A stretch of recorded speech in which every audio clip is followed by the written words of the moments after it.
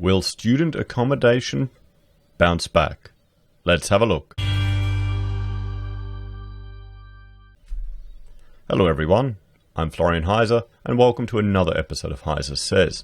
I have my morning stein of coffee here and I thought we'd have a look at some articles discussing student accommodation and the property sector that is tied to it. Now, international education is a big part of Australia's economy. That's frankly unquestionable.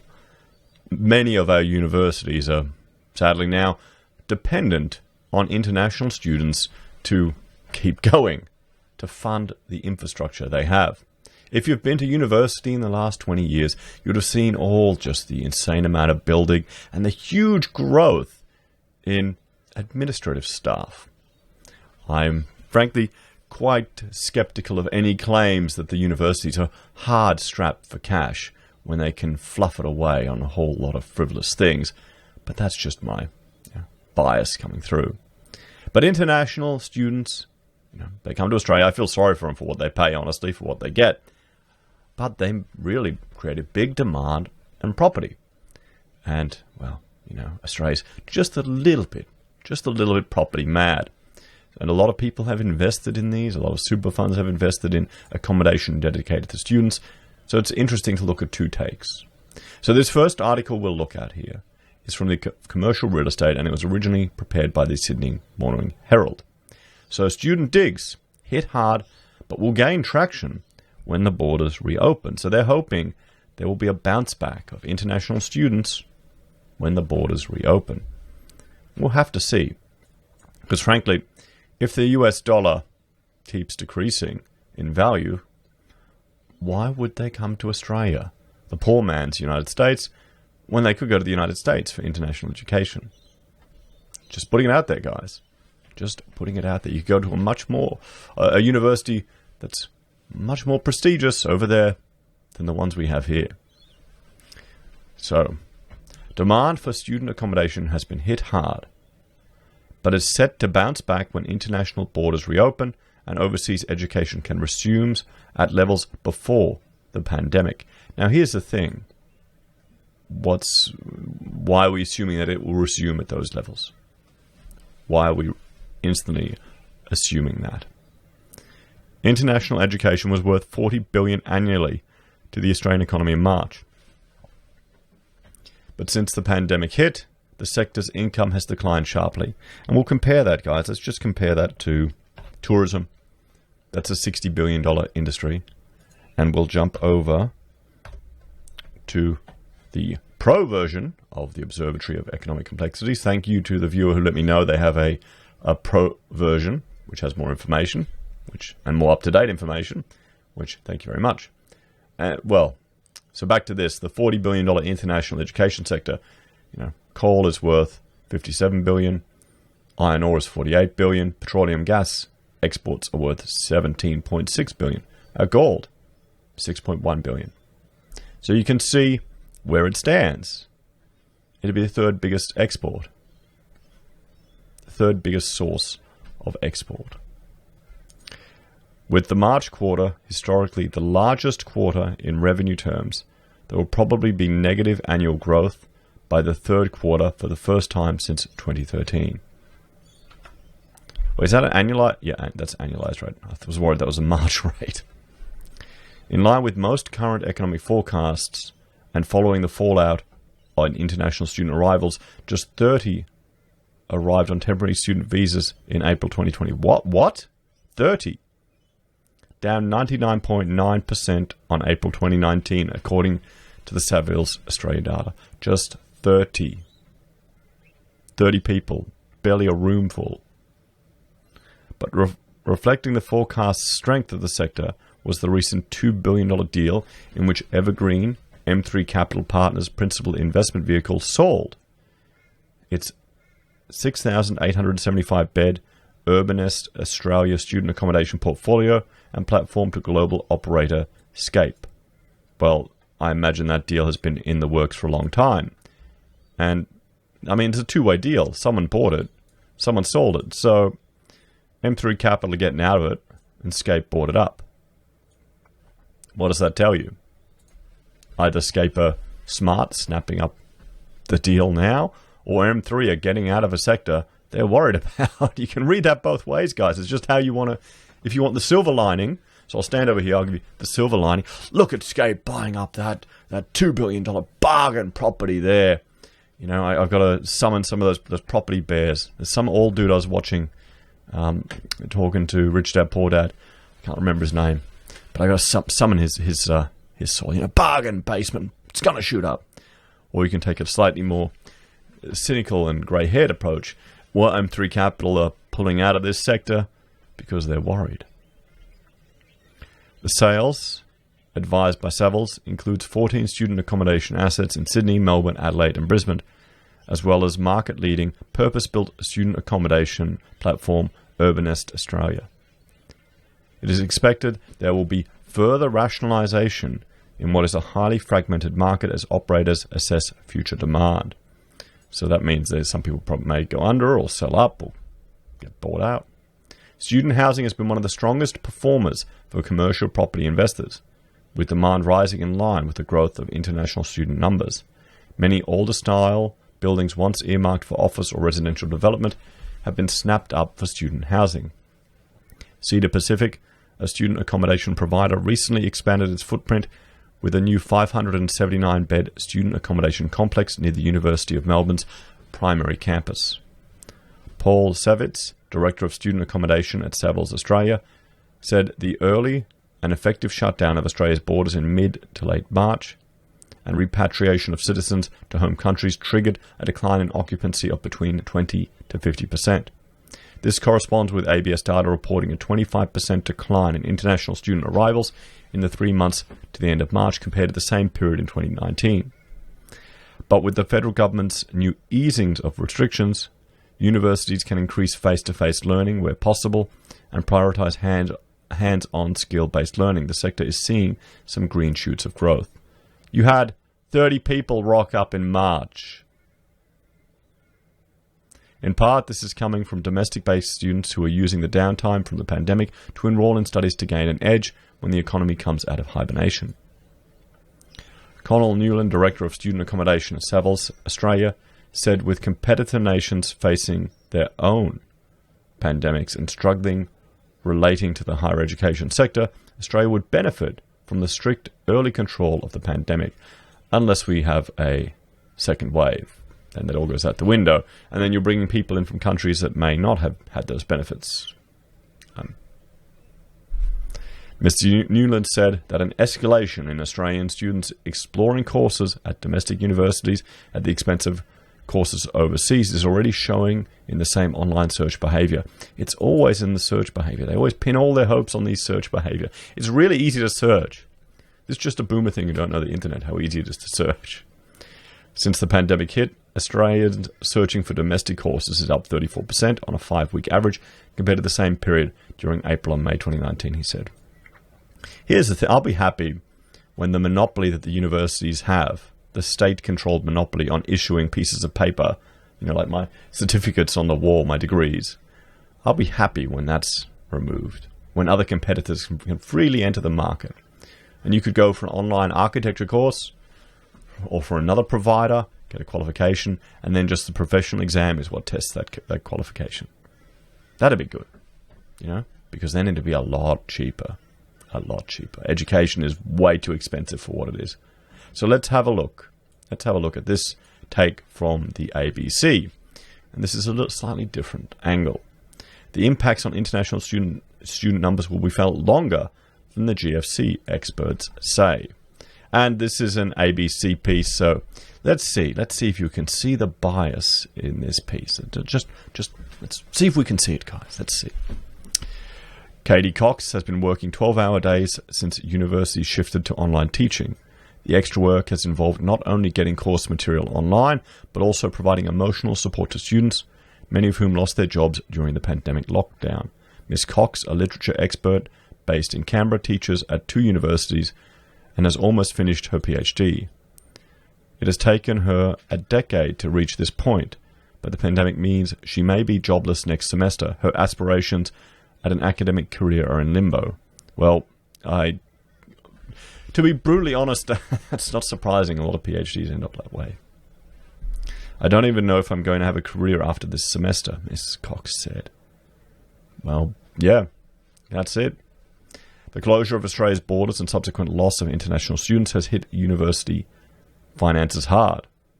While each university has a different exposure to the downturn, it is estimated Australia-wide revenue will drop by $3 billion this year. Well, if you're only getting 30 people rock up a month, yeah, definitely. Might take a bigger hit than that. It would cause the loss of up to 21,000 jobs, with 7,000 estimated to be research-related academic positions. Okay, so look at that. Look at that. 21,000 jobs are gone, only 7,000 of them are research-based. What are all those other jobs? What are all those other jobs? Let us know if you've had a bit of a fluff job at university, guys. The head of Universities Australia, Catriona Jackson, said the revenue hit would be felt for years. If you lose international students for this year, then you don't have a second year, third year, and the year after, she said. Those international student markets may never recover. The National Tertiary Education Union Division Secretary, Kathy Day, said the impact had been worse than the GFC. The union is negotiating a salary cut of 5 to 15% for full-time ongoing staff in the hope it will save 12,000 jobs. I doubt it will. We may never go back to where we were, Dr. Day said. If you look at the global or the Asian financial crisis a few years ago, you can't compare this to those. It's ludicrous. It's ludicrous. But then again, academics usually aren't the best, don't have the best understanding of reality. If you look at the global or the Asian financial crisis a few years ago, it took 5 years for the number of students to come back to Australia. I think we're in the same boat. Even if magically the pandemic disappeared from Australia and we're open for business tomorrow, the countries that the majority of our international students come from are very heavily impacted. And here we go. Here's the ABC take. Decades of cut lead to dependence on international dollars. You can't blame the universities, guys. It's because of those cuts. Those cuts. Not that they've frivoled away money. Not that they've built new buildings over and over again. Not that they've got staff paid crazy amounts. Not that they've expanded their non-academic and non-teaching, non-research staff incredibly. Not that they've got stupid programs like race-based segregation in computer labs at QT. So, yeah. Can you tell I'm a bit embarrassed about my alumni? Can you tell? International education is one of Australia's largest export industries, worth more than $35 billion per year to the economy. In 2018, tertiary educators raked in $884 billion in fees from overseas students, 26% of their total revenue. And I feel sorry for what some of them are paying, to be honest. But the union said universities had only turned to international students for income after successive federal governments since the 1980s cut their funding. Cut their funding. There are other ways to save money. Guaranteed. Guaranteed. This is the thing. A lot of people, if you haven't been to university, guys, and you haven't seen the gravy train that it is for some of the people in there, it is just ludicrous. It is utterly ludicrous. You got all these very left-leaning people all throughout the university who think they know better than everyone else in the real world, who I don't know how any of them can even claim to be financially struggling with what they're getting. I mean, I worked for the university for years. I was a tutor. And one thing I know for sure, we didn't get paid for the hours we worked. It was all a bit dodgy, But you do it to find good staff, at least when you do an architecture tutoring. For that reason, they're now more reliant on international students than they ever were in the past. So the loss of those students is a massive drain on the universities, Dr. Day said. Oh, well, I'll cry tears. I mean, look at all the unis. University of Sydney, look at how much. Melbourne, Monash, New South Wales, University of Queensland. Ooh, they're in the news at the moment. They're threatening to expel students. I mean, the fact, just the limitations on freedom of speech that the universities have here in Australia. Have a look at the freedom map that I have on my website, where I was tracking some of these instances where the universities would ban public speakers. So, yeah.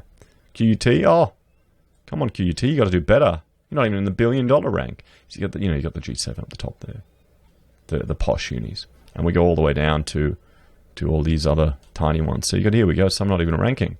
What are they doing? What are they doing? But you can see, there's a reason why they called international students, because it's money for them. It's money. They spend a lot of money getting them over here. So she said federal funding for the tertiary sector needed to be increased in both the short term, for example, by allowing universities to access JobKeeper payments, and the long term. Or the universities could become more efficient. So calls for investment into research to boost the recovery. Now, this sounds good. This sounds good. But you just need to have a look at what some of the research that's being produced by some of our universities actually amounts to. There's some real wasteful garbage that's getting funded. It's ludicrous. It's ludicrous. Universities Australia said government investment in research and teaching would be repaid by helping the economy rebound quickly after the crisis passed. We know that education, good education for kids who may not have a job, good research positions, good knowledge and new ideas is exactly what an advanced nation like Australia needs to recover as quickly and as stealthily as possible. As stealthily as possible and as quickly? Why do people keep saying we're an advanced nation? With the updated Observatory of Economic Complexity data, we're 73rd in the world with the complexity of our economy. What makes us advanced is that we import stuff. We import advanced products. Our computers, all imported. Broadcasting equipment that I'm using here, pretty much all imported. Even my microphone. My Rode microphone that I bought from an Australian supplier was just imported from China.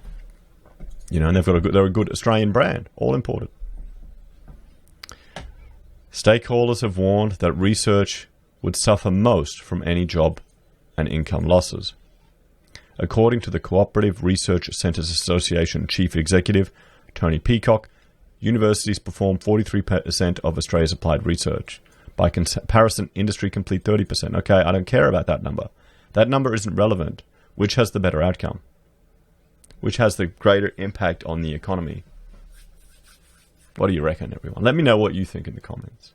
Although I've seen some research done in the private sector, which is pretty much just people using it to get out of tax.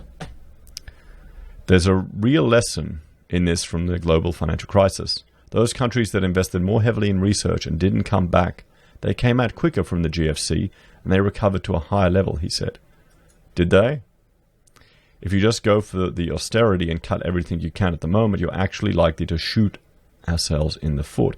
Well, why don't the universities cut all the dead weight they have? He also warned of a potential drain, saying once lost, academics would be unlikely to return. The jobs that are in Canberra are high knowledge-based jobs in defence and the government and the law and the like, so we can't afford to lose these people, he said. Small countries will back their smart people during this crisis because they know that having a real intelligent workforce is absolutely central to keeping our economy going long term. So, early career researchers and women most at risk.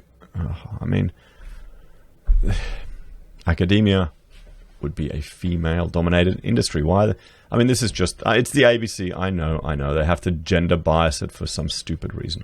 Anyway, a research paper published last week warned that the disruption's impact would be disproportionately felt by junior researchers, recent graduates, early career and mid-career researchers, and women.